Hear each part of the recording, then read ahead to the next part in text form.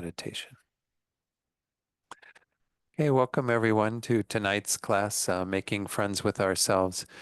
So again, I don't think we'll do prayers tonight, but we will kind of do a short meditation to set our intention for being here, and then just have a few thoughts before we begin. So we'll spend just the first few minutes doing some breathing meditation. So I think probably everyone has a technique they use with the breath. If you need a suggestion, I generally encourage people to use the tip of the nose as a focal point because you feel the air coming in your nostrils when you breathe in, going back out. You feel the sensation in that area. It's just kind of a nice point to focus in on, particularly later in the day when we're meditating in the evening. Sometimes we're a little sleepy, and so bringing attention to this point in the upper part of the body is really useful. So again, just bring your awareness there and try to hold your attention there. And whenever the mind wanders, and just gently guide your mind back to the breath. So we're going to do this in silence for just a few minutes, and then I will lead you in a very short reflection so we can set our motivation for this class tonight. So we can begin now.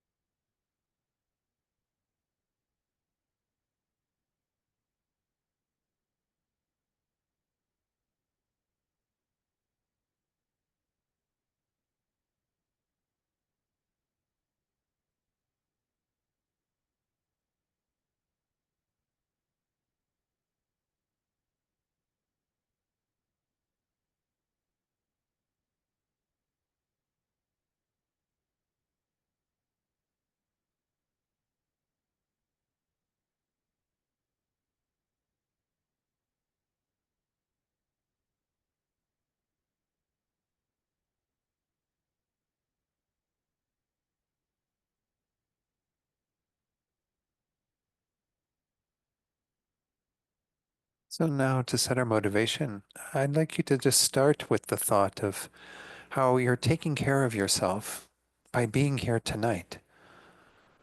Now, the whole topic of tonight, making friends with ourselves, such an important part of our path, to be able to find skillful ways to support ourselves in terms of our spiritual path.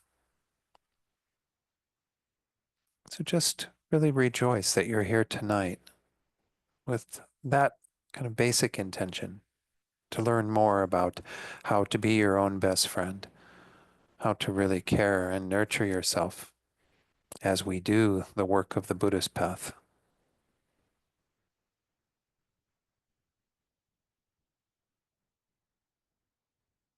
But then we bring to mind, of course, our motivation for doing this. Although we will be the main beneficiaries at this moment of anything we discuss tonight, helping ourselves to work more skillfully and kindly with our own path, we always want to do these teachings with the biggest motivation, the best motivation, which of course is the mind of bodhicitta, the mind that aspires to develop ourselves to the greatest degree, so we can then help others to be free from their suffering, to attain the happiness that they seek. So we always add that level of motivation. Yes, we're here for ourselves, to nurture and care for ourselves. But why? So we can eventually help all beings. So try to bring that motivation into your heart right now. Here to develop your own mind, your own abilities, so that you then can help others perfectly. And when you're ready, you can open your eyes fully and we'll begin. So thank you all for joining, those who are online, as well as the folks in the Gompa here at Land of Medicine Buddha. So this was another topic that Rami had asked me to talk on. I might mention a little history of this topic tonight in particular. Yeah, I'm not sure on Friday's topic whether that one went back. There was many years ago, shortly after I became the resident teacher at our center in Santa Fe, New Mexico, where I was asked to do a series of courses, like one every Thursday or something. I can't remember, what day of the week it was, but the idea was that we were trying to do a series that we were calling The Heart of Practice, meaning kind of getting into more practical things around what comes up for us as Buddhist practitioners. So a lot of the teachings I do are kind of repeats of that, but of course they've evolved over time. They've changed over time as I've learned more, because that was probably in like 2007, 2008 when I first started teaching these topics. Yeah, I think it was 2008. I don't remember when, but essentially, yeah, these topics have been around for a while. So this one, I was inspired to teach on this topic because I was reading a really wonderful book by John Welwood. John Welwood is a Buddhist practitioner. I think he's in the Kagyu tradition of Tibetan Buddhism, but I could be wrong on that. But he's got a number of books out, and he's a psychotherapist as well. So he has his feet kind of in both, Western psychology and Buddhist psychology. And he wrote this really wonderful book called Toward a Psychology of Spiritual Awakening or of Awakening. I have the title here somewhere in terms of the slides that I'm going to be showing you. Toward a Psychology of Awakening. Yeah, I've got it in my notes here. And he introduced this concept, which of course I don't really have much background in Western psychology. People start talking about the id and the superego and the ego and all these things, and I just go, okay, I kind of know what you're talking about, but I've never studied it formally. But he was talking about the spiritual superego. The spiritual superego is something that he sees as a problem for many of us Westerners in particular, because as we approach the spiritual path, we have that tendency of that mind kind of taking over. So I'm going to share with you a little bit of what he says on this from his book. It says, another major problem for Western seekers is their susceptibility to the spiritual superego, a harsh inner voice that acts as a relentless critic and judge, telling them that nothing they do is ever quite good enough. Does this sound familiar to anyone listening right now? He goes on to say, this is the voice that it has for us. You should meditate more and practice harder. You're too self-centered. You don't have enough devotion. This critical voice keeps track of every failure to practice or live up to the teachings, so that practice becomes more oriented toward propitiating this judgmental part of themselves than opening unconditionally to life. So yeah, this is something that I think we need to be aware of. Of course, the superego, as I understand it in Western psychology, is that voice that we develop inside ourselves, that is often said to be a bit of the kind of the what develops when we are working with our parents when we're quite young and hearing their voice in our heads. It's that voice that takes on again different dimensions in our life and in our spiritual path. It can be a similar type of thing where these sorts of statements that our parents would say, you need to do better, you're not working hard enough or whatever, and all the things that we heard from our parents, that some of which may have been of some value to help us to grow up and to develop more adult skills and what have you. But when it comes to the spiritual path, this is just a way of kind of self-flagellation, of just beating ourselves up so that we don't really have much joy in our path. Instead, it's always something that we're struggling against and trying to find a way to, you know, be somewhat okay with where we're at and yet still feeling like we should be somewhere else. We should be further along. Our meditation should be more, better, and what have you. So this is the idea that kind of drove me into doing tonight's teaching. And again, many years ago when I first taught on this, was how do we really learn to be good friends to ourselves? How do we really make sure that what we are doing and kind of working with our spiritual path is useful so that we don't fall into these traps and pitfalls of the spiritual superego, this again, tendency that we have to be totally under the control of this domineering voice, this inner voice. And we have so many different inner voices. We're going to talk about changing those voices tonight. But I just want to open it up to a little bit of a sharing. I think it's sometimes nice to share. We do have the microphone set up in here as well. But these are just two questions that'll maybe get the discussion going. I have my own things that I prepared to present on these questions. But where do you think that spiritual superego comes from? Why does that develop? Of course, we know that it's somewhat of an echo of what we have as children, but why does it carry on into adult life? Why do we even bring that into our spiritual path?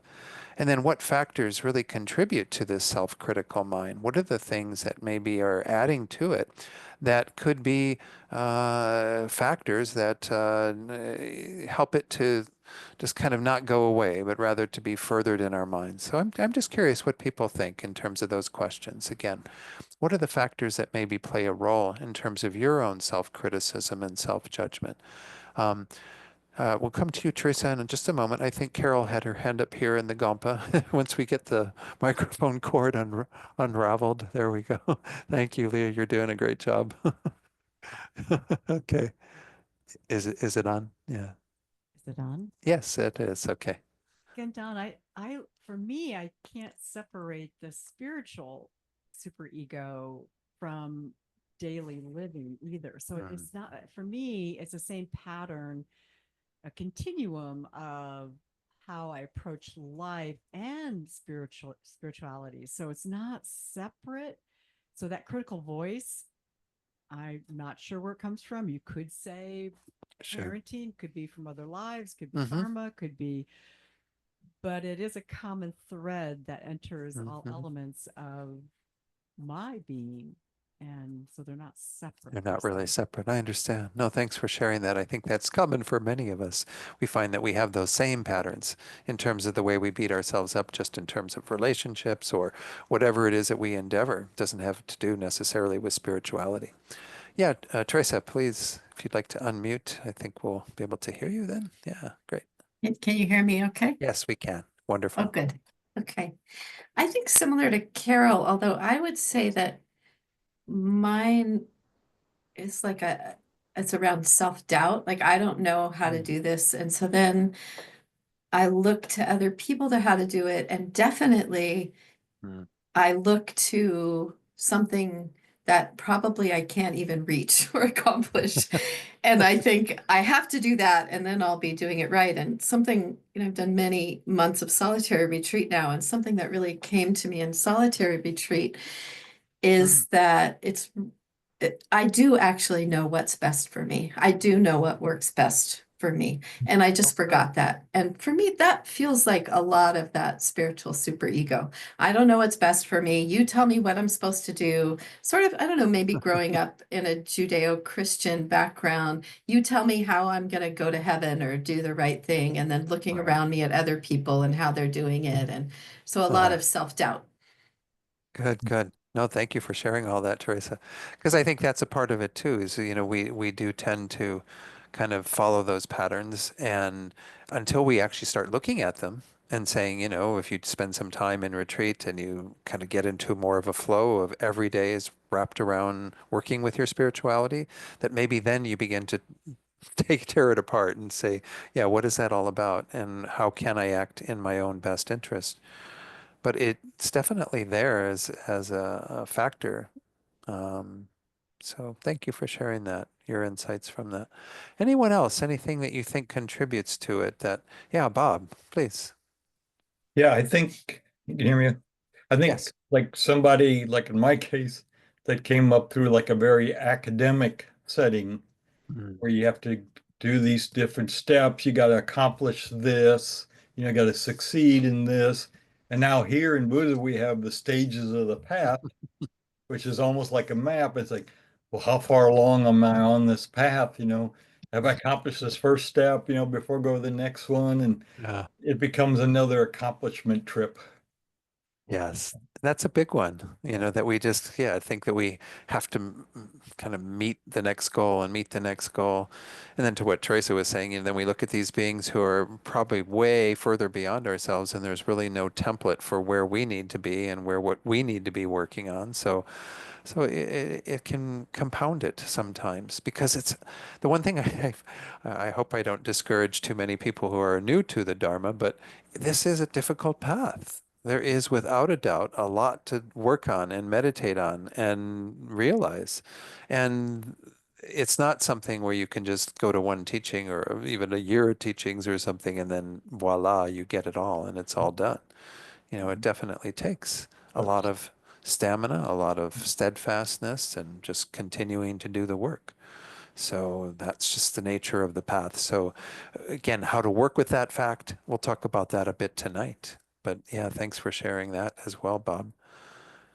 Anyone else? Anything anyone wants to share? Yes, please, Denise. We'll get the microphone for you if you don't mind, just so folks at home can hear as well.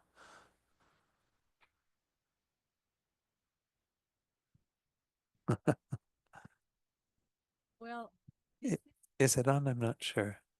There. I Huh? think it's on now. Yeah. Yes, yes, Thank yes. you. This is something that I've been thinking too much. Even it's my Mhm, is that voice because I think it's how this brain in this body works.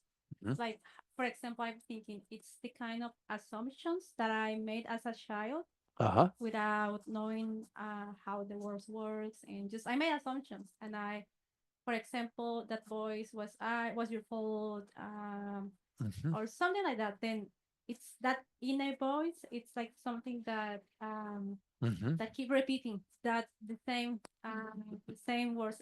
It's was your fault. It's your fault. It's your fault. And Right, it's just I think it's just something that is in my brain. Then needs to be changed, like how neurons right, make right, that in the brain. right. And yes, Yeah, it's maybe it's the idea that I have when yeah. yeah. No, thank you for sharing that, Denise, because we do to a large degree create these patterns. And again, they get imprinted within the brain and the neurons and the neural pathways. But they come essentially in Buddhism, we say they come from our minds, which are not equivalent to the brains, work in tandem with the brain. But of course, we can change our thoughts. And that's a good part of what we'll talk about tonight, too, is how do we start telling ourselves different messages rather than the same one over and over and over again. But it's good that you notice it and see that that's something that, again, throughout our lives, we make some certain assumptions and talk to ourselves in certain ways and what have you. And these are not always the healthiest ways to work with ourselves. So thank you for sharing that. Let's go ahead and talk about the things I've identified, which are in line with what you all have, but maybe just articulated a little bit differently in terms of things that I found. I think I also used to some degree a talk by Venerable Thupten Chodron that she gave some time ago.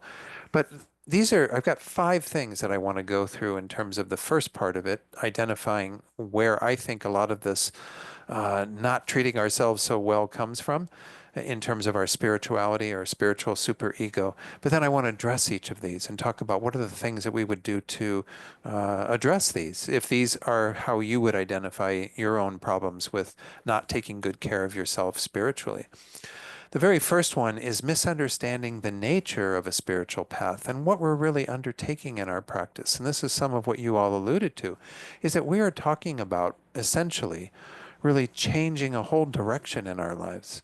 I sometimes use this analogy, and again, I hope this analogy doesn't freak people out either, but if you can imagine that we're simply like kind of our mind or whatever is like a boat that is floating on a river. And of course, rivers have currents, right? They're going in a particular direction, usually from the mountains down to the sea, right? So we have kind of a current that is taking our boat in a particular direction. The first part of our spiritual path is really to get the boat to go in the opposite direction, to kind of turn it against the current. Because to what Denise is saying, we've created that current through our thoughts and our ways of looking at things and thinking about things. And, the Buddhist path is one of changing our thoughts, increasing our awareness of how things actually are. And then, of course, behaving in accord with that. So we have to get the boat to go in the opposite direction. Our minds have got to go against the stream of thoughts that we've created. And then the eventual work is to get those thoughts to go in the opposite direction. That's the real harder work, I suppose. But initially, it's just, I got to stop following these thoughts. I have to actually change who I am, essentially. And that's the nature of a spiritual path. And in Buddhism, we often say that the two main tasks that we are involved in are to reduce and remove all of our negative tendencies, and then to develop and bring to their fruition all of our positive qualities. Those are the two things we're about in the Buddhist path. That's really, if we boiled everything down in Buddhism to its essence, that's it. Work in our minds to decrease what's negative, bring to fruition what's positive. Was that wonderful song about the rubber tree plant, right? You've got to accentuate the positive and eliminate the negative and da da da. Anyway, it's kind of a cute little song, but it's saying exactly what Buddhism's all about, right? This is what we're trying to do. That's a hard task, especially if once more we're subscribing to what the Buddha says in terms of mind having no beginning. What we call mind is this phenomenon of simply another moment of mind arising in a stream of consciousness. Every moment of mind preceded by another moment of mind, and of course that with another moment of mind, and so on. Everything goes back without any beginning.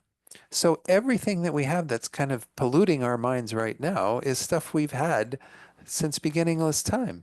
There's no real beginning to it. It's always been there, infiltrating our minds. So of course we have to take that into consideration when we're talking about a spiritual path. We're really talking about, completely changing our whole mental makeup so that we remove something that is so deeply ingrained in our minds and replace it with healthier thoughts. Hi, John. Good to see you. Okay, so one thing I might point out now in terms of, that with this first topic of having a misunderstanding of the nature of the path is that one thing we will touch on as well is that, of course, this makes it sound pretty, not quite cast in stone, but pretty difficult to change, right? Well, that doesn't mean it's not changeable, though. That's the one thing that the Buddha emphasizes in regard to this work, is that our minds are completely changeable. They're not cast in stone. We even see this reflected. Denise was talking about the brain. We see it in neuroplasticity, right? That even the pathways and what have you can be changed by changing your thoughts. If you actually think different ways, then you get new neural pathways that strengthen and create new habits, new tendencies. So we see it even playing out in terms of the physical gray matter that we have in this human body, but our minds also are capable of changing over time. And the changes we make in any one lifetime carry over into the next lifetime and keep increasing as long as we keep doing that work, until they develop completely, completely remove all the negativities and develop all the positive qualities. So I think this first one, going back to this first reason why we have a lot of this super ego, spiritual super ego, is because we really misunderstand that nature of a path. What we're really undertaking in practice is a quite difficult task. So why are we beating ourselves up so much when we're not capable of doing it at this moment? It's going to take time, folks. Remember Lama Yeshe used to say, we're not, I didn't know Lama Yeshe, but I read this in one of his teachings. He says, we're not like mushrooms, because mushrooms grow really, really quickly, right? If there's a wet forest or whatever, they just pop right up. We're not like mushrooms. Secondly, tending to hone in on the negative and not really appreciate the positive. And once more, I think this does go back to some degree from my understanding of like early days of humanity when we were on the plains of the Serengeti or whatever, and you had to be very keep your eyes out for anything that was of danger. We developed that type of mentality, that sort of fight or flight, lizard brain kind of stuff that they always talk about. That's our tendency, is to look at what's potentially negative, to look for danger, to look for something that is off. And we don't do as much of the cultivating of what's positive. This is something that I think culturally we even have a lot of influences that lead us into having being able to very clearly see what is negative and rarely really relish what is positive in our lives. This is a pattern that plays out, I think, again, in not just our spiritual path, but even in our everyday life, and something that, again, can be very difficult for us, that honing in on the negative. Um, I think is what also feeds into this to some degree, and one reason why we also are pretty harsh on ourselves is because of the way that we deal with authority in our lives anyway. Authority figures, which of course starts when we are quite young, but even can become problematic as we grow up and as adults try to deal with authority figures, that there's not a healthy way of working with those frequently. And of course, sometimes even in our spiritual path, we are working with authority figures in terms of our teachers and people who are giving us advice. And so again, we might end up beating ourselves up on the basis of not being able to follow that advice or not being able to live up to the ideals that our teachers are setting for us and so on. And we don't once more take time to really congratulate ourselves and celebrate the good things that we have done, the ways in which we have already modified our minds and behavior and what have you. So this is a second problem that I think definitely contributes. I wanted to share here that there was one student I was working with. Oftentimes when we hear advice from teachers, what I was just talking about that can become problematic in terms of us beating ourselves up on that. There was one student I was working with, and the student said to me, I'm sorry, but I just can't really do what you told me I should do. And I'm pretty sure I don't use the word should with people. I try to keep from shoulding all over people because should is a word that makes it seem like, again, I'm the authority, I know what's right, and you need to do it. And that's not really the message that I try to convey to people. I'm hoping no one gets that from any of my teachings. I just share the teachings and share the logic of them and what have you. But we often hear things from authority figures, from teachers in that light. Like, oh, he's telling me what I should do. Well, he's giving you advice. He or she is giving you the advice that they think is beneficial for you. You still are in charge of your own spiritual path. We're going to talk about that a little bit tonight as well. So the second one, I think, does play a definite role, is that negative bias, as it's called, that we do often have, tuning into that and not paying attention to what's positive. This one's a tough one. The prevalence of low self-esteem, even sometimes self-contempt and self-loathing in our culture. We have, it's almost epidemic proportions, I would think, that, a lot of people just really don't have good opinions of themselves. And this is something much more that it can be conditioned by how we are brought up to be never enough, never good enough, never tall enough, never beautiful enough, never whatever enough. And we hold those kinds of views and we carry them into adulthood, where people are often their own worst enemy just because they're treating themselves that way, buying into all of that. So once again, this is something that His Holiness the Dalai Lama, when he first heard about this, that people in the West have low self-esteem, he was like, no, people care too much for themselves. They don't put themselves down and neglect themselves. And when he started learning from Westerners about what that was all about and why that's their culture, oh, somehow I got dropped out of Zoom. I don't know what happened there. That's a weird one. Oh, I lost the internet. That's weird. Oh, it's back. Really? Okay. Well, maybe that's just on my screen. Yeah, I'm still here in terms of you're doing fine. I don't know why I lost the internet for just a minute. So again, this low self-esteem, when His Holiness first started hearing about this, he said, well, yeah, people really love themselves too much. They don't hate or despise themselves.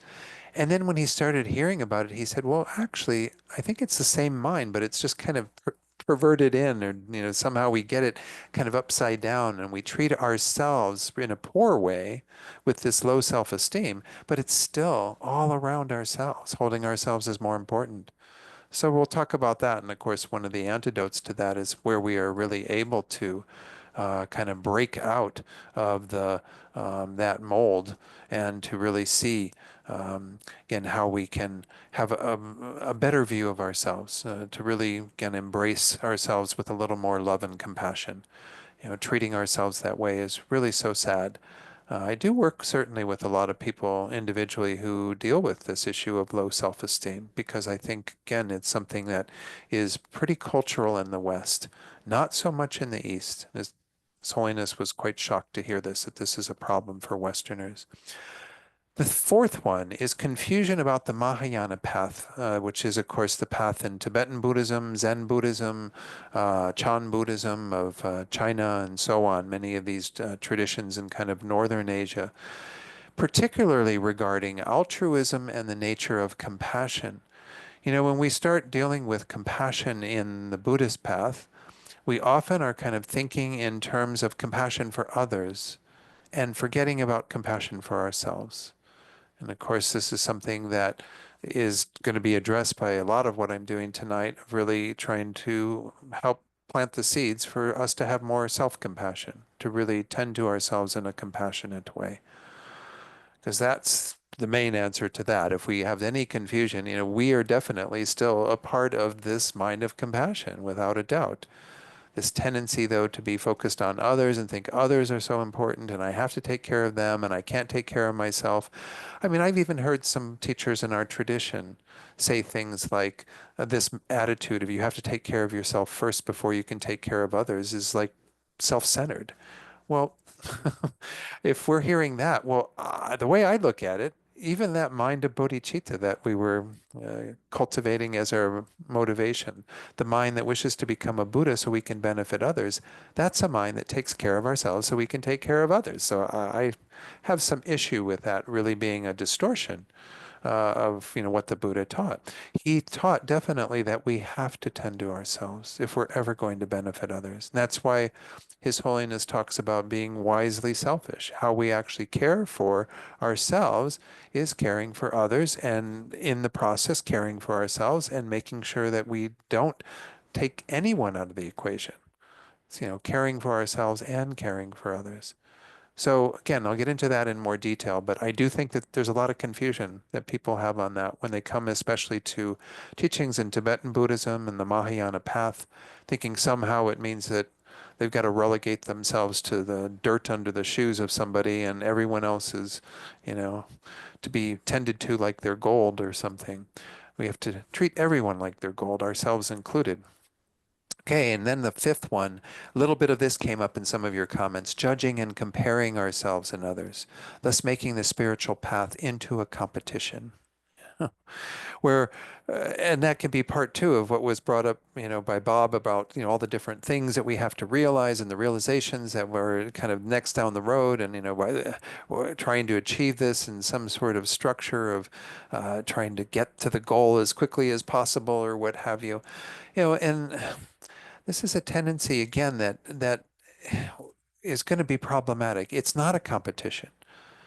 A lot of times in Tibetan Buddhism, though, we say this whole idea of like, I want to become enlightened as quickly as possible. And that can almost feel like, again, we've got to somehow push everybody out of the way and get to the front of the line and do whatever we need to do to get those realizations. And they're going to come in their own time. They're going to come when we're ready for them to come. You can't force anything.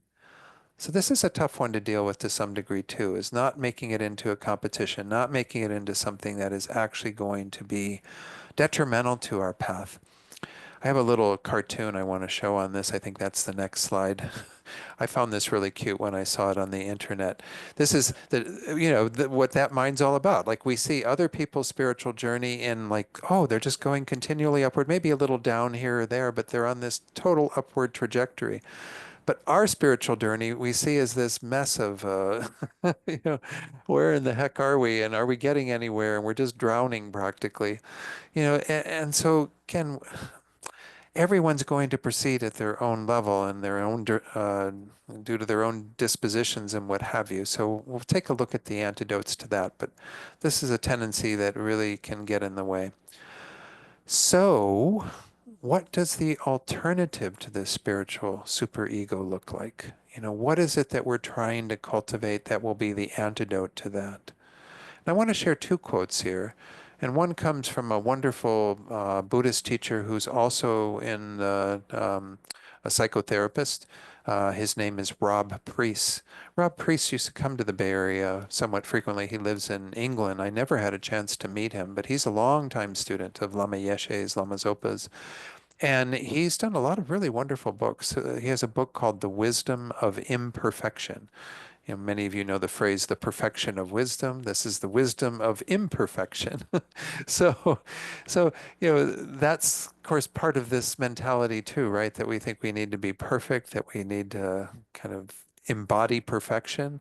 That's the goal on the spiritual path. So we get confused about that, thinking that that's the goal that we have to have manifest right now. So first is a little quote from him. He says, to overcome these sorts of things, we need a deep-rooted compassion for ourselves in order to allow our fallibility and vulnerability on the path. And it's a wonderful quote that, again, speaks to how we have to be so gentle and kind to ourselves. And all these mindsets that I was talking about, that again, we're going to go into one by one and look at some antidotes to them. But it's really rooted in this idea of a compassion that is going to allow for us to be fallible beings, allow for us to be vulnerable, allow for us to be imperfect, allow for us to have the flaws that we still have while still working on that. This is one of the kind of uh, what's the word for it? Sort of the where we end up with two things that seem to be in conflict, but they actually can learn to support each other. One is that we have to be able to accept where we are and accept the fact that we're not perfect right now, that we have a lot of faults, and that we're not going to do everything right, and we're not going to, get all of the things realized in this moment. The other one is the desire to still keep moving, pushing the envelope, as they say, kind of getting further and further. So we need something to sort of keep moving us in that direction, but to do this in a very gentle way that accepts what we see within ourselves, that's the stuff we need to work on, the stuff we need to be gentle with ourselves. It's a wonderful book by Cheryl Huber. Cheryl Huber is a Zen practitioner. She wrote a little book called Making Change for the Good. And she coined a term in there, again, maybe it's other people have used this, but I really liked when I saw it because it embodies these two ideas. And that term is compassionate self-discipline. We do need self-discipline on the path, without a doubt. You cannot make progress without it. But it has to be compassionate. It has to be caring. This is how she described that in her book. She says, compassionate self-discipline is simply allowing the intelligence and generosity that is your authentic nature to guide you in every moment, to kind of be with that place of being our own best friend, as we're talking about in this class tonight, really making friends with ourselves and guiding ourselves with that intelligence and generosity that, as she says here, is our authentic nature, is kind of who we are when we get rid of some of these other thoughts that I was talking about, some of the other patterns that we have, and just to trust in that, to trust that we will get there. The goal is still there out in the future, and we will arrive at it eventually. But to really be kind to ourselves, really be gentle to ourselves. So I try to think of that in my own path, in my own practice. I'm not perfect with my own mind either, and still have thoughts that are along the lines of the things we've already discussed, but to try to nurture this sense of a real compassionate self-discipline. We might even think about as role models for that and people who you've had in your life who may have been spiritual teachers. Maybe they were other teachers that we had, or even your parents might have been something of that role model for you. Someone helping you to be disciplined, helping you to grow and develop and keep moving in a upward trajectory, if you will, but doing it in a very compassionate way, a very soft way.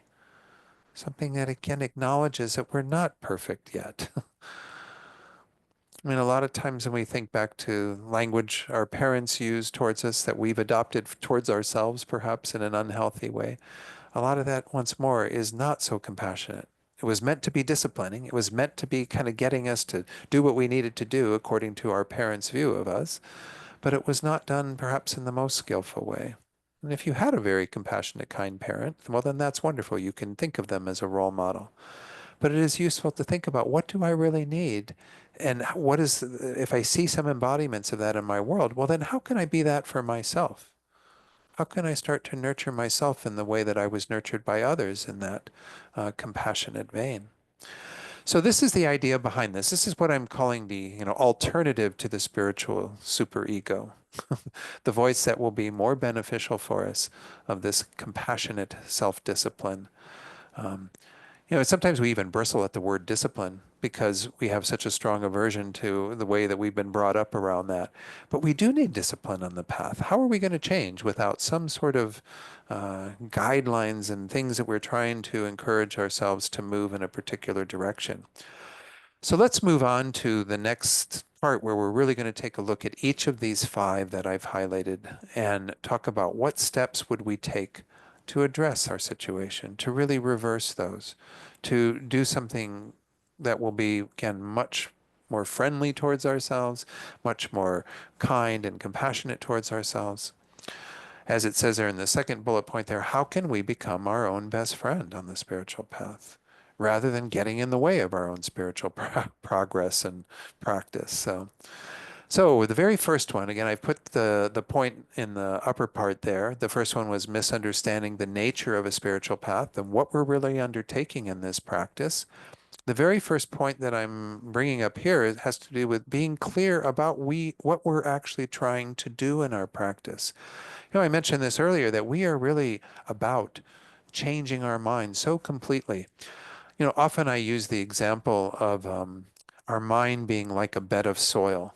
If you have a bed of soil that's just been lying dormant out in your backyard or something for some time, it's not really ready to plant anything that's going to be beautiful in it, right? Because it's gotten overgrown with weeds, and maybe there's rocks and roots and all kinds of other stuff in there that are going to be really hard for anything to grow in. And then the soil has probably lost a lot of its nutrients over time or whatever. So, you need to tend to your garden. And the very first thing you have to do is to begin to address those negative patterns and things, to begin to pull out the weeds and to get the rocks out of the way so you can actually make the soil rich again, put more nutrients into it so that it then can bring forth what you're trying to grow. And if you're trying to grow a beautiful flower garden, well, then once you put the flower seeds in that soil that's cleared of all those obstacles, well, then you're going to have much better luck getting a beautiful garden. So the idea here is that it takes some tending to. Even just to grow a beautiful flower garden, you have to spend some work and time to do it. What we're talking about, once more, with regard to our minds, is much, much more complicated than that, obviously. It really is going to take some time to change our minds. One of the things that I do see in some of the students I work with, I'm going to talk about one student that I worked with, and I got permission from this person to share this story because I thought it was such a wonderful story about, first of all, how that negative voice comes in there, but then how I came around and tried to be, for him, maybe a little bit of the voice of compassionate self-discipline. This person was coming back from our community college in Santa Fe, and we have roundabouts. You have some in California, I'm sure, maybe not as, we got, for some reason, they just started popping up on the south side of town. But when you come to a roundabout, if there's another car coming, of course, you want to wait and yield and make sure that you're not going to, come out and cut out in front of them and have an accident potentially. Well, he got to the roundabout, and there was a car coming, and it was probably enough time for him to make it in front of them and go. But he decided he was going to wait and be courteous. Well, there was somebody behind him who didn't like this, right? And this guy had been working with me for some time on patterns around anger and getting really upset at things and what have you. So the person behind him suddenly starts honking their horn and, like, get out of the way, go, go. And so he's looking in the rearview mirror and he sees him, and he goes like this, so that the guy behind him can see. And he's getting ready to extend his middle finger. And he stopped right there. And when he told me this story, I was like, congratulations. You didn't give him the finger. But of course, he saw it as a defeat. He's like, I was this close to like flipping him off. And, he was really struggling, thinking he shouldn't have even gotten that far. But I was like, yeah, that's great. That's wonderful. Give yourself some credit. That's amazing that you didn't. And of course, I was also thinking, I don't know what this guy behind him is thinking he's doing. Like, what does that mean?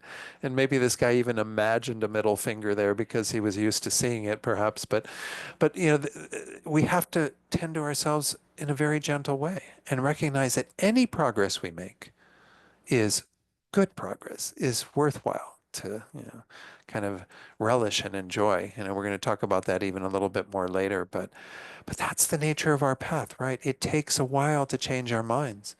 When I first encountered the Buddha's teachings, a little over 30 years ago up in San Francisco when I was living there, I had a car and was driving around the Bay Area frequently, and the traffic was nuts then. I mean, now it's like ridiculous. I'm glad that I don't drive a car here, and I'm not sure how I would do with the patients.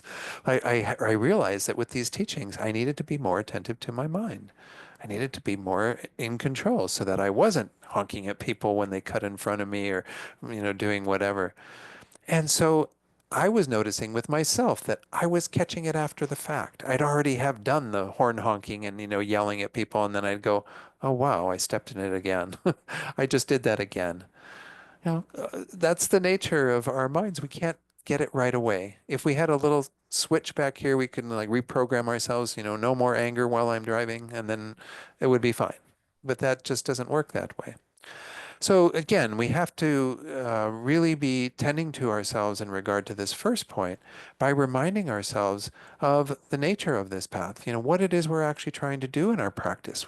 As I said, we're trying to get that boat to go in the opposite direction and then to get the whole river to eventually flow in an opposite direction. And then secondly, this is a really important point and one that's taught often in the context of how we generate this kind of joyous enthusiasm. We have to take time to recharge and relinquish the work when needed. And this last three words I inserted there on the basis of a conversation I had with one of my Dharma friends who I had lunch with today. Maybe even play. I don't think we do enough play in our lives as adults. As kids, you play all the time, right? And you really learn those kinds of behaviors and how to play with others and what have you. And as adults, we think, oh, we don't need play anymore. But this whole point about recharging, relinquishing the task, and then doing something that gets us energized so we can go back and do the work again. This is actually said to be one of what they call the four powers that contribute to us having that joyous enthusiasm, relinquishment, setting the work aside. When I was talking to my friend today, we do have these teachings in Tibetan Buddhism in particular about the preciousness of this human life and how every moment is so valuable. Well, then you feel like you can't waste a single moment. In any moment that you aren't doing spiritual practice and meditating and reading and studying and whatever, that somehow you've wasted that moment. I think we need to be kinder to ourselves. Yes, if you are, somebody who has gotten to that plateau where you feel like you're going to use every single moment of your life in that way, congratulations. That's great. And that may be still the goal that we strive for. But recognize we're not there now. We need to tend to ourselves in very, very kind ways, not being so hard on ourselves. You know. So again, this is one more reminder I think that's very important. Be sure to take the time to smell the roses, to play in the roses, to do whatever it is that you feel you need to do that is going to help you to recharge. We're undertaking an amazing task, and how wonderful that we have the opportunity to do this. When we get to the end of our lives, if we've used some of this time to recharge so we could do additional work, well, that's useful time. That's not wasted time in the least. The third one, though spiritual work is hard, we don't need to be hard on ourselves. Again, spiritual work is challenging. It is difficult. I not going to hide that from anybody. I'm going to be going from Land of Medicine Buddha up to Vajrapani, leading a 7-day retreat mostly with beginners, people who probably have never had Buddhist teachings before. And I'm not going to sit there and go, oh, there's only one thing you need to do in Buddhism, and if you do it well, then it's all over. No, it's many, many, many things and lots of practices and lots of time on the cushion and da da da da. I'm not going to say that the first thing right out the door, but that is something that we need to keep in mind. But that doesn't mean that we have to be hard on ourselves. We have to kind of beat ourselves up because we haven't done all the work yet. I remember um, my partner Patrick, he was working in the office for the FPMT when they were in Taos. I was off in Italy studying, and he was working for our organization there. And he would say to me sometimes, he'd go, God, some of these people are, in the office here, they've been practicing Dharma for like 30, 40 years and they still get all angry and everything. And I'm like, well, yeah, of course they do. 30, 40 years is nothing. I mean, we're talking about lifetimes going back without any beginning, that we've got all of this being ingrained in our minds. And here we are in this lifetime feeling this pressure to turn it all around in decades. It isn't going to happen for most of us. Again, if you've done work in your prior lives, maybe you, again, bringing that energy into this life, and you can be much more at peace and calm when you come into this life and not have so many, difficulties to get through. But for most of us, we're pretty much starting from scratch, perhaps, or very little work we've done in prior lives. So we have to do that work and not treat ourselves so roughly. I know this sounds like kind of just generic advice, and I'm not telling you what you should do. I'm simply saying that this is a more spacious way to go about it, to be very patient with ourselves. When any of you have raised children, you know this. I didn't raise children in this life. I didn't choose that path, but nonetheless, I've seen how people raise children. If they're really good parents, they're not hard on kids. They find those encouraging ways to really help them to do what they need to do. They still, again, it's compassionate self-discipline. You're going to discipline people, help them to get to where they need to go, but you're going to do it with a very light touch, with a very compassionate stance. Not get upset when the child's misbehaving or doing something, and just say, okay, let's talk about this again later. We'll set it aside, go play, go do what you need to do. So again, I think these are bits that might be helpful on that first one. Let me just check in and see if there are any comments that people have at this point. We've only really gone through one of these, but I do like to keep it kind of a bit interactive if we can. Anything on that first one? Yes, please, Denise. Um, get the microphone that's just behind you there. Yeah. Thanks, Carol. Just say, just no, no more. Yeah. Yeah. Thank you. Just a question. Why it's so tough this path? Yeah. Why is what? Why it's hard? Why is the path hard? What do you think? I feel this path hard, but I don't know why. Yeah, I'm not sure. Yeah, yeah. No, I mean, it's not to say again that it's going to be like so grueling and challenging that we're just going to be beat to death. It's saying that we're talking about undertaking a pretty difficult task.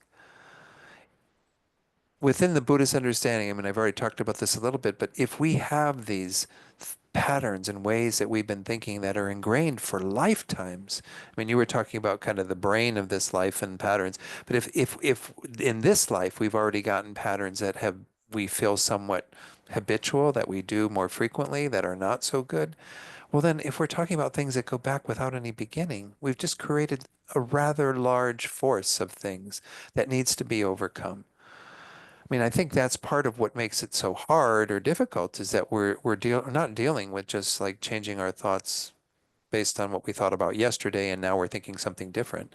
Like if you had a misconception about what happened in the news yesterday and then someone corrected you and said, "Oh, no, actually it was this blah blah blah blah," and you saw it and you go, "Okay, then I can think differently." I mean, that's pretty easy to overcome a thought that you had yesterday that was erroneous. But we're talking about things we've had since beginningless time. And And we did a little workshop on the deeper wisdom that we're trying to develop. Yesterday we did this. And that, of course, is kind of profound and difficult to realize anyway, too. I mean, so we're talking about sometimes very difficult things to realize, and sometimes also, again, things that we've had that it's hard to unravel that and to undo that when we've had it for so long. Oh, those are my thoughts. And it's just the way that it is. I mean, I don't want to, and I'm not, again, not in no way should anyone feel discouraged about that. It's just that's the nature of the path. That is what we have to contend with, is a lot of work to do to get out of here and to help others get out of here.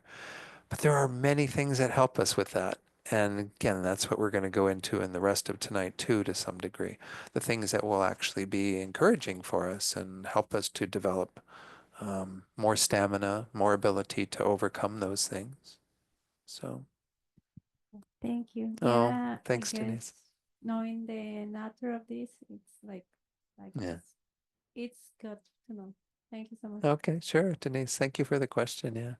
Yeah, did Carol wanted to maybe share something or ask something? Yeah.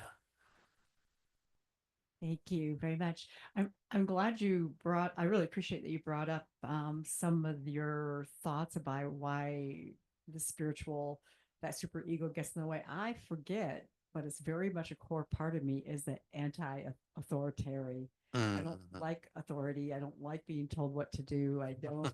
I fight against that all the time, and Right. it is a very male dominated spirituality, and I struggle with that. Right, the patriarchal Yeah. elements to So it. Yeah, thank yeah. you for bringing that to my attention. I forget how powerful that is in my resistance to Mhm. spiritual Mhm. growth. So thank you. Yeah, no, it's definitely a part of it. Yeah, we do have kind of a rebellion side to us. Yeah.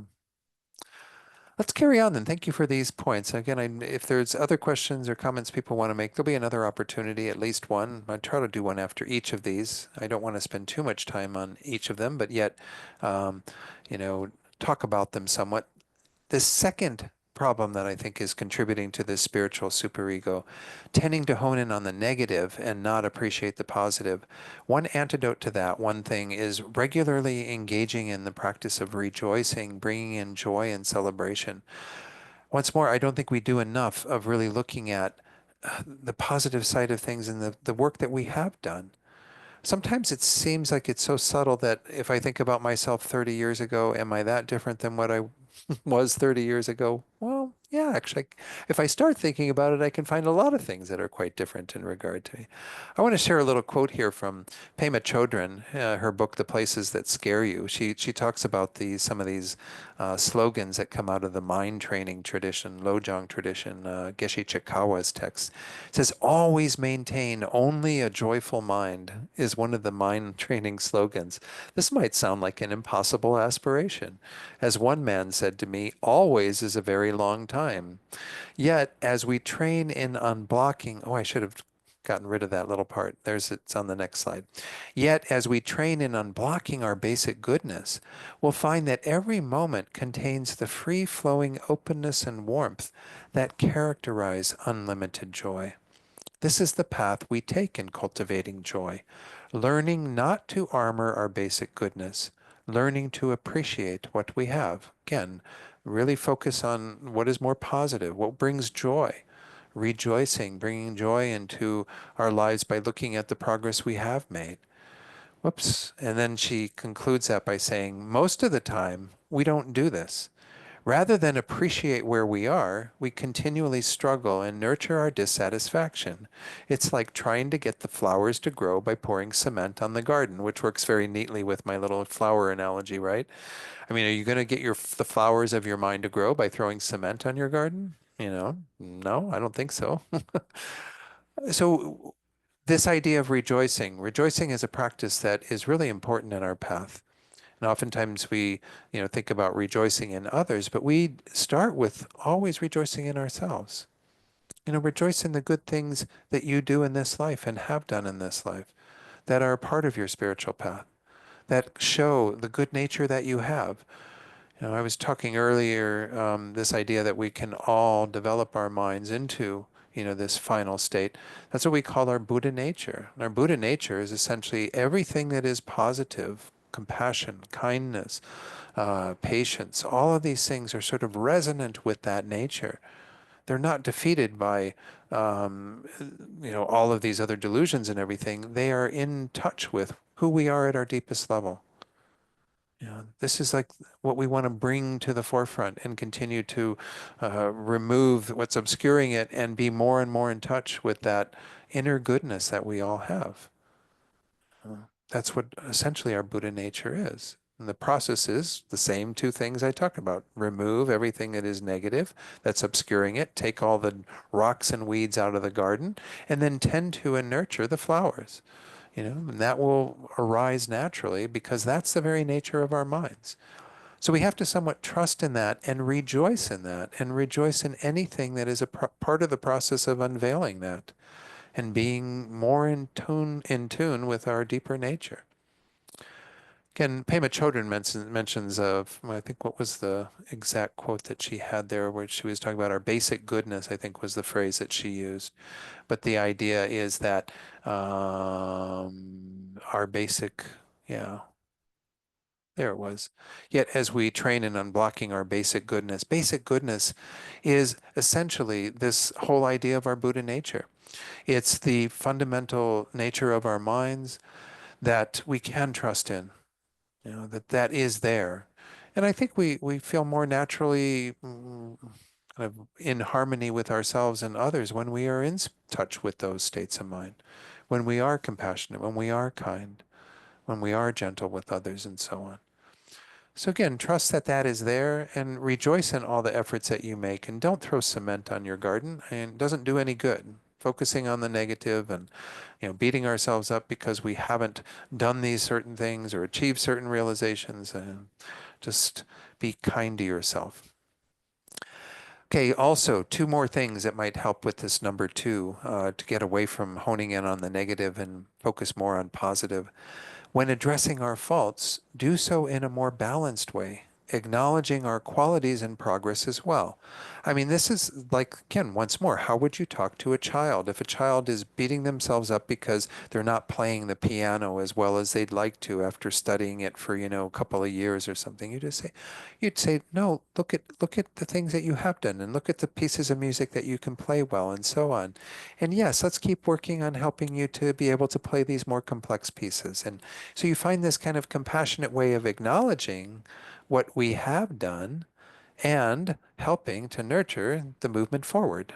Again, it's that compassionate self-discipline that's really playing out in all of these, but just quite specifically with this idea of negative and positive. You do have to, again, keep the movement forward. That's part of our spiritual path. We don't want to kind of plateau or even start to decline. We want to just keep moving gradually up. Again, maybe our path will be a little more wiggly, but the idea is that that's the goal, is to keep us moving in that sort of evolutionary mode. But the best way to do that is to really acknowledge what we have accomplished, to really be kind to ourselves in that way, congratulate ourselves, celebrate ourselves. So hopefully that's also a useful one. And then the second one here on this, the third one for this topic, remember that our failings are actually opportunities to learn and grow. I know this sounds like a fortune cookie or something, um, but this is really true. I mean, the times that we've actually failed at something have probably been greater learning experiences than if we've always just done things right. And when you do something wrong, you learn very quickly what not to do. Oh, I won't do that again. So our failings on the spiritual path, things where maybe we aren't again getting it quite right away or not quite there yet, that's okay. You know, again, we don't have to beat ourselves up on the basis of that. We can simply, once more, just tend to ourselves in a really positive way, thinking that I can learn from this. This is something that will actually be quite useful to me. Let me do the next one first, and then we'll see if there are any comments on these two. This is the prevalence of low self-esteem and even self-contempt and self-loathing in our culture. Again, this is a little bit tougher, and I don't certainly want to be giving like blanket advice to people. If this is something you really struggle with, there might be some usefulness in going through some forms of Western therapy that can begin to address some of that. And I'm going to talk about that at the end of this on the fourth point. But in the first point, be conscious of the pure nature of the mind and the potential that we all possess.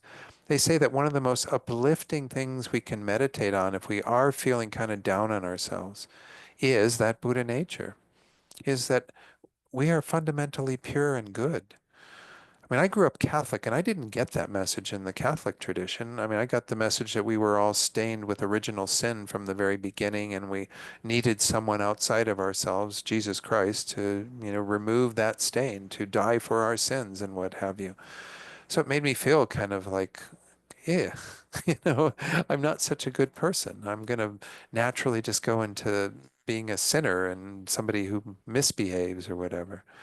We can carry a lot of that from other traditions into our Buddhist spiritual path and suddenly start thinking that, yeah, we're fundamentally bad people, wrong people. Well, Buddha says there's no being that is fundamentally evil, that they are evil throughout their whole mind and never will be anything but evil. We might have evil tendencies, we might have bad thoughts, we might have bad behaviors, but all of that once more can be rectified. That's the nature of our minds. One way I often talk about Buddha nature, and some of you have heard this before, if I had a little glass of water here and I went outside and I got some dirt and I put the dirt into the water and stirred it all up, the clarity of the water would disappear, right? You wouldn't see it because it would be made opaque through all of the dirt that is floating in the water. But does that mean that the clarity of the water isn't there? Well, it's there if we go through the process of purifying the water. If you run that dirty water through a fine purification system, it might take a few times to get everything, all the little particles out and whatever, you can have the clarity of the water return. It was always there, it just wasn't manifest, it wasn't brought out. This is like the nature of our minds. Our minds have a lot of dirt in them, a lot of pollution. But that's not the nature of our minds. Our minds are clear. And through the process that we engage in Buddhist teachings of doing purification and the accumulation of all this positive potential and the meditation on our topics of the stages of the path and everything that's involved, we can purify our minds. The same way that you run that water through a purification system, a filtration system, we can do the same with our minds. That's essentially, once more, what we're doing, removing the negative tendencies and in developing the positive ones that are part of that as well. That's the nature of our mind. So don't get kind of down on yourself and really think of yourself in negative terms because you're, loving, kind, compassionate at your very nature and that clear light mind that you possess that is our Buddha nature. Secondly, recall that our situation is always workable. Here, I think frequently about what Pema Chodron, who I quoted earlier, she often talks about how um, anything is an opportunity for us to practice. Because even if you find that you're dealing with something that can't change, you can change your mind, right? If you're facing something that you can't do anything about outside of yourself, which of course the Buddha is not that keen on anyway, you can change things outside of yourself. Nothing wrong with that at times, but don't put all your onus on that because frequently we will encounter those things that aren't changeable, that we have to confront our own mortality, the death of those that we have in our lives, getting what we don't want, having to face the things that we don't like, and so on. Having difficulty getting the things we do want. I mean, this is just the nature of existence. So what can we change? Sometimes we can change things outside, but we can always work with what's inside. So again, don't be so hard on ourselves because, things are not necessarily going all right and going okay and everything perfect. Recognize that there's always something workable. There's always something that we can do. So don't get all depressed and discouraged about it. Because I think sometimes people even feel like once more they've been maybe studying or doing Buddhist practice for a while and they don't see the change that they'd like to see. I'm not a more patient person. I'm still get angry and upset and da da da da. So they beat themselves up again and get a very negative view of themselves, maybe even hate themselves because they can't get rid of that pattern. It's still workable. it's not going to, again, be cast in stone like we saw in that first point, and nor is it something that you can't do anything about. Can always work with it, can always introduce new thoughts. Again, in a kind, gentle way. Third point on there, examine the sources of self-deprecating thoughts. And this is a maybe deeper investigation that would be useful for many people, is to kind of go, well, where are these thoughts coming from? Where are my self-loathing thoughts coming from? I mentioned earlier that, when His Holiness was first hearing about this, how he said that it's actually the same thought that we often identify as like self-centeredness, self-cherishing, where we hold ourselves to be more important than everyone else, and we tend to ourselves as if we're, the ruler of the world, and everyone else is our servant. Yeah. Once more, His Holiness says how we actually do take care of ourselves in the most genuine way, be wisely selfish, is by actually tending to others, putting them first. So, again, sometimes I know people who are perhaps dealing with this in a more serious way, having a lot of self-loathing and self-deprecation, that to tell them to tend to other people is not necessarily the antidote they need. But for many of us, it helps us to get out of our own stuff by actually going to the food bank and helping to pack food for people who need it, or going to becoming a volunteer at the animal shelter and taking the dogs for walks, or whatever the case might be. There are so many ways that we can like tend to the needs of others and get out of our own stuff. And for some people, again, if the self-loathing or self-deprecating thoughts aren't so strong, that may be enough to begin to say, oh, I actually feel better about myself when I go do these things and what have you. I don't know if my partner will care whether I talk about him, but there was one period where he was actually pretty stressed out and what have you, and he decided to go work with an animal sanctuary we have outside of Santa Fe called Heart and Soul Sanctuary. And he went there for a day, and I was at home or doing other things, and when he came home, he was just beaming, because he loves animals, and just really like that was like the perfect antidote. So again, look at ourselves and say, where is that self-deprecation coming from? It's tending to be because I'm too focused on myself. And if I'm able to open up to being of service and benefit to others, if I've got some ability to do that, sometimes that's the perfect way to get out of that. Again, I'm not making this like a absolute prescription for anyone who's dealing with that, because some people do have more serious issues that have been there through their lives and negative ways of looking at themselves that might require some good old Western therapy. And that's that final point that I'm mentioning, just to be aware of what's this was I believe, coined by John Wellwood in that same book, and I'll have a quote from that book in a moment.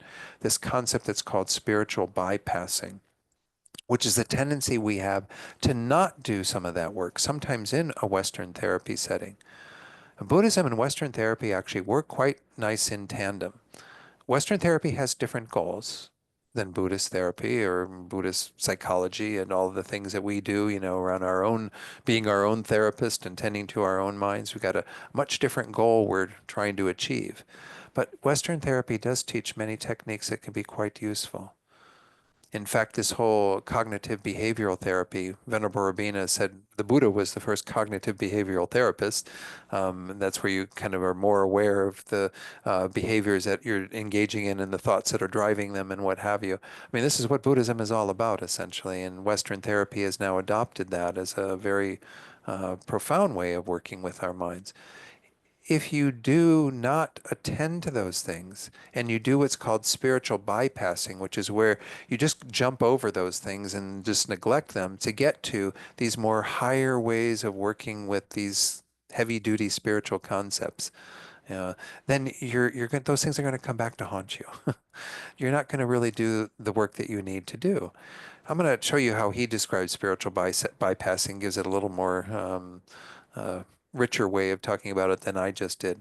He says it's using spiritual ideas and practices to sidestep personal, emotional, unfinished business, to shore up a shaky sense of self, or to belittle basic needs, feelings, and developmental tasks, all in the name of enlightenment. Like, we just kind of we neglect and ignore and even sometimes do damage to ourselves through the process of not attending to what needs to be done to get to the deeper spiritual work. I remember Rob Priest in one of his books, he says you need to have a healthy ego before you can kind of dismantle it.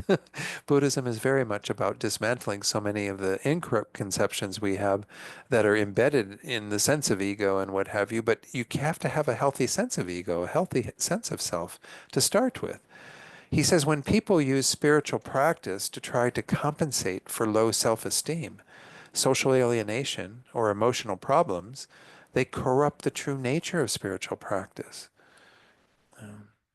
Yeah, I'm not going to go into huge detail on this. I'm not an expert on this. I'm not a Western therapist by any means or have any of those skills or abilities, but I can see where people often do this. And I even did this to some degree when I first came to the spiritual path. You know, started approaching it from this vantage point of like, I really love this concept of compassion for all beings and like being this bodhisattva figure and all of this stuff. And I wasn't thinking about compassion for myself at all. Really kind of neglecting a lot of my own needs and my own tending to myself. And there is a real difficulty in trying to generate genuine compassion for others if you don't have it for yourself. It's a disconnect. That's again one way of spiritual bypassing where we think, oh, all this other stuff of who I was and what I was and all my other issues and history and all this other stuff, I can just neglect that and just go right to that wonderful spiritual ideal, of the bodhisattva tending to people in all these wonderful ways. I think I even had some of that in my Catholic upbringing. I wanted to be a priest at one point, and you kind of have this view of like what it's like. Maybe priests that I knew when I was young, who I looked up to and thought were really inspiring to me. Again, as adults, if we don't heal from any other stuff that we have that we're carrying forward into the spiritual path, that stuff is not going to resolve itself.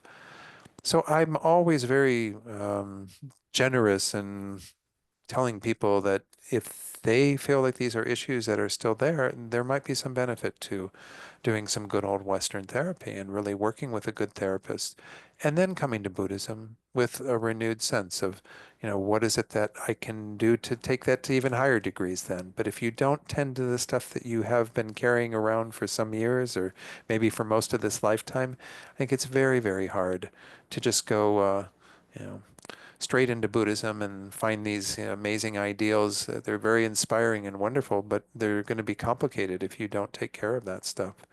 Any comments on that or the previous one that we looked at, the negative, honing in on the negative and not the positive? No? Okay. But this is all stuff for just thought for you to take a look at yourself. And certainly, if any of you feel like you need to consult with a teacher, I mean, I'm here for a little bit, but also there are many other teachers in the Bay Area that would, if there's one that you feel close to, that you feel like you could confide in, be good to do that. But recognize that again, Buddhist teachers are not necessarily Western therapists. Um, One little comment here as well from the same book. Spiritual bypassing is a strong temptation in times like ours.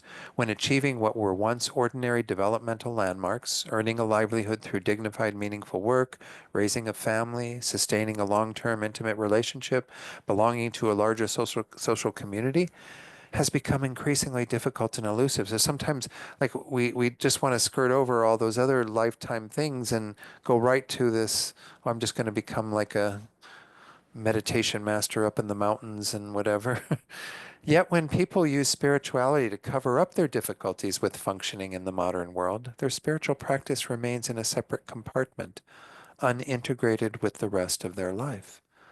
Because they haven't really resolved the other things that are in their life. This was their life when they had all these other issues, and now they're just jumping over to the spiritual life, and it's going to be compartmentalized. Had another little talk I did around that whole concept about not compartmentalizing our spiritual life. Your spiritual life is not meant to be some separate part of you. It's meant to be who you are at every moment of your day, whether you're at work or whether you're, with your family or friends or at the beach or whatever. It's all meant to be very consistent and kind of throughout our lives doing the pretty much the same thing, just in different contexts.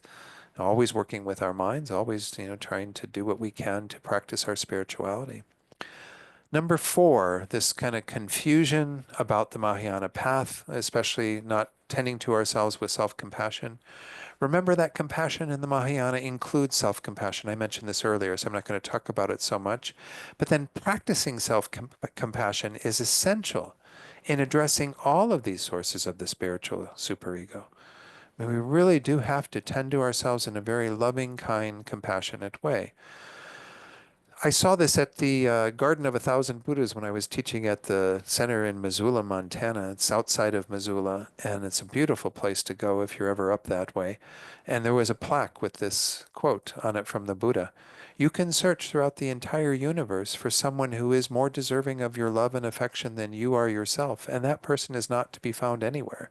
You yourself, as much as anybody in the entire universe, deserve your love and affection. I don't know if the Buddha actually said this, but I like it.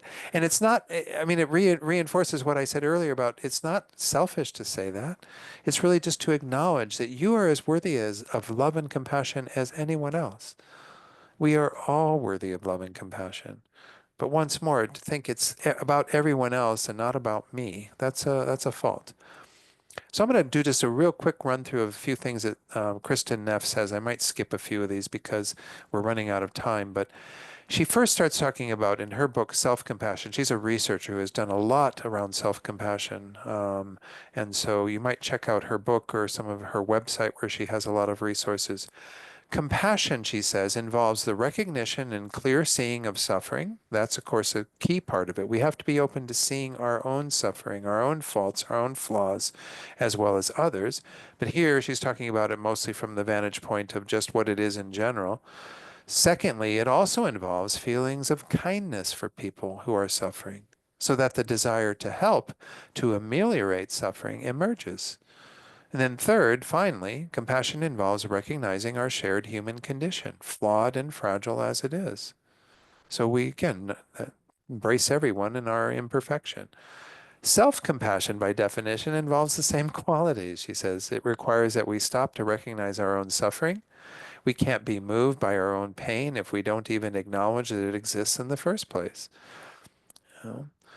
As she says in this other article, the ultimate goal of spiritual practice is to free ourselves and other beings from suffering. In order to do this, we must include all beings, and especially ourselves, in our circle of compassion. When our minds are filled with loving, connected presence, we will transform our own lives and those of everyone we come in contact with. So that's a key part of it. This is the goal, to be able to free us all from suffering, but we have to start with ourselves and acknowledge our own suffering.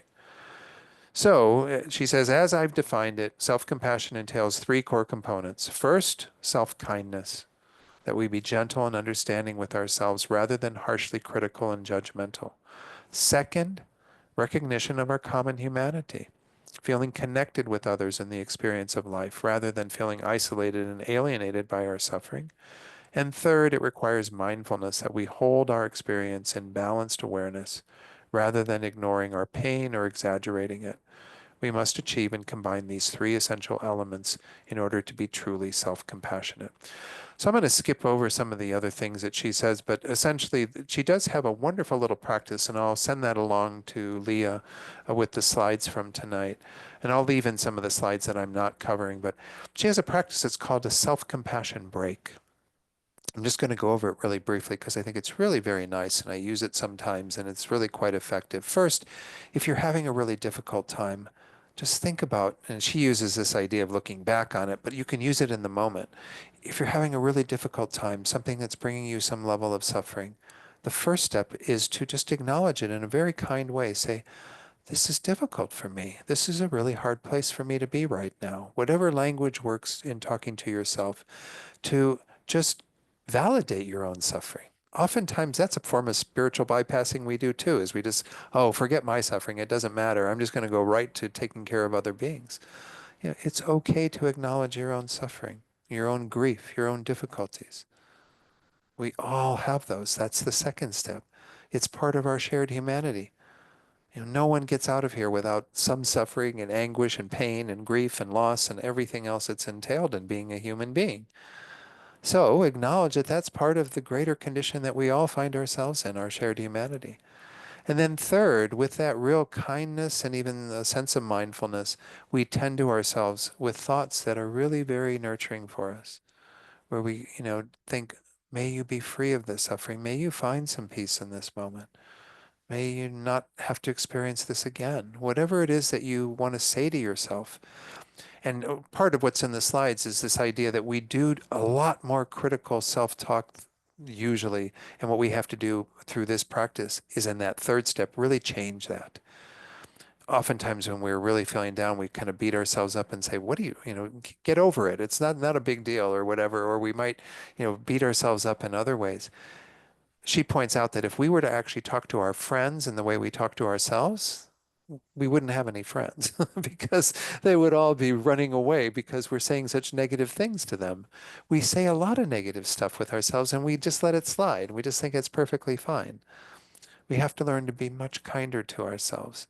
So again, that third step is really to, and she says even what's nice in the practice is you can even just put like your hand at your heart or hold yourself by like putting your hands around each shoulder, and something that is a sign of affection towards yourself.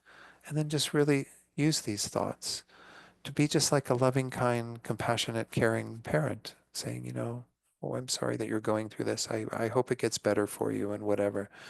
Really sweet little practice. Again, I'll send it along. Let me go to my slides in advance. I don't like advancing when people are watching the slides because then you get kind of dizzy. Um, okay, where am I at?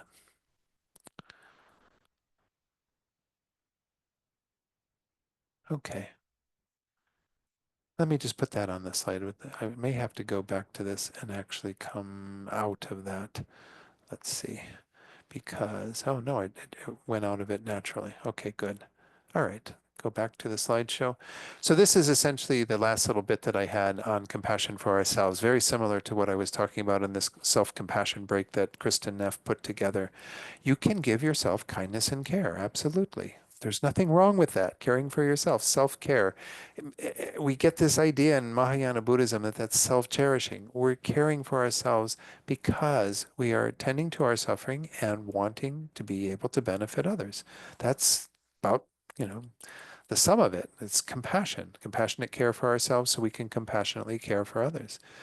Secondly, you can remind yourself that encountering pain is part of the shared human experience, and you can hold your thoughts and emotions in mindful awareness and kind of be with yourself in that very caring space.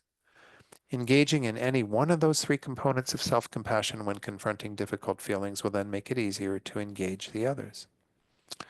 So let's go on to the fifth one. This is the final point that I had made earlier, judging and comparing ourselves and others and thus making the spiritual path into a competition, except that you're where you are. I sometimes use this phrase that, everyone's doing the best that they could. If not, they would do better.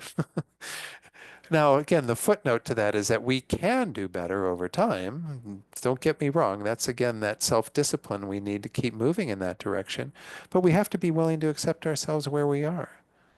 And not beat ourselves up that we're not better than what we're currently at. You can only be where you're at, and keep working on moving that. What's the idea? Kind of something that you're trying to keep moving up further and further, some sort of gauge or something. So again, that's something that we have to do over time and not get so caught up in comparing ourselves to other people and how well they're doing or whatever. Secondly, see that judging isn't helpful and return to a more present connection to the whole experience. We have just naturally, I know most of us have a very judging mind. That often comes into play with ourselves as well as with others. And it's just not so helpful. Again, I'm not saying that you shouldn't be looking at yourself with some sort of critical voice and saying, okay, I think I need to do a little more meditation. I think I would really benefit from spending more time on the cushion. That's not a judgment.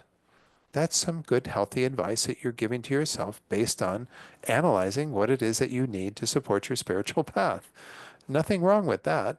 But if you beat yourself up, with again these judgment thoughts like, oh, you're such a lousy meditator, and what are you doing? And you're not even accomplishing anything, and your meditation is garbage. And that's the sort of stuff again that we want to get rid of and change. To nurture ourselves very gently, compassionately, to increase our spiritual practice. Nothing wrong with that. Oh, I'm already over by a minute. Sorry. Cultivate an appreciation for others and ourselves, understanding that each of us will practice the path in our own way. Again, we all have different predispositions. We come into this life. If we compare ourselves to others, that's not really fair because we don't know what's all in the karma of that person and what have you. And then finally, have fun. I mean, I mentioned the play earlier, but I'm just throwing that in there as just another thing that is for all of these. Use humor and lightness as you work with all this advice. And I'm going to show you a little cartoon here that was on the internet once. And maybe this is something you can show yourself on occasion that will be help you to let go of things and negative things in a kinder way. You can chill, homie. Yeah. Anyways, I hope that's of some benefit. Any final comments or criticisms? I'm open to criticisms. Yes, Teresa, please.